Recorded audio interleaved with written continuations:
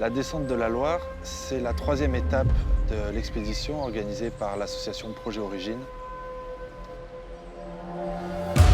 Descendre la Loire, c'est parcourir plus de 1000 km à pied et aussi en packraft.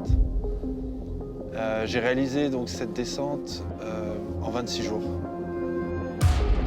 La Loire, c'est un des rares fleuves en Europe encore sauvage. C'est une réserve naturelle. C'est aussi une zone protégée pour la nidification des oiseaux. Sur l'eau, j'ai pu observer les bancs de sable et la fragilité de ce milieu.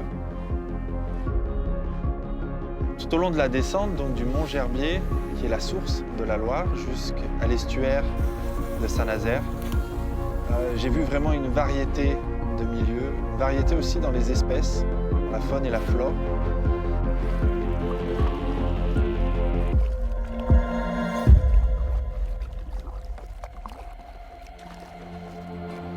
J'ai aussi rencontré finalement l'homme autour de ce fleuve, l'activité humaine, des centrales nucléaires, mais aussi des villes, des châteaux.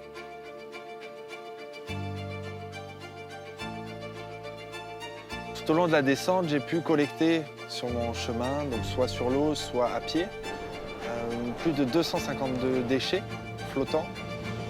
J'ai vu énormément de déchets au fond de la Loire, des déchets que je ne pouvais pas forcément récupérer. Alors souvent, près des barrages, le plastique s'accumule. Et là encore, je trouve plein de plastique.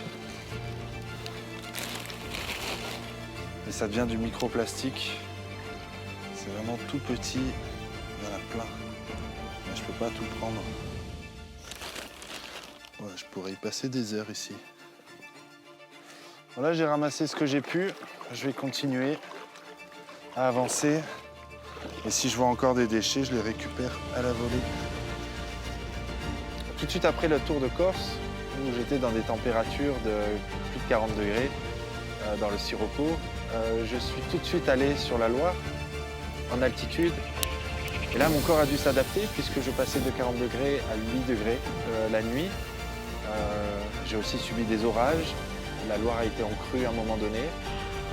Donc j'ai dû en fait développer ma capacité d'adaptation, ma capacité finalement à trouver des solutions, toujours pour avancer, à m'économiser aussi, puisque j'accumulais beaucoup de fatigue.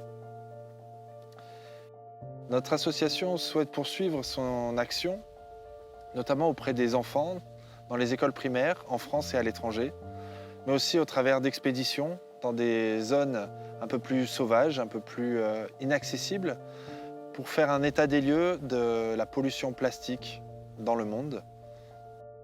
Pour moi, une expédition, c'est observer et respecter son environnement.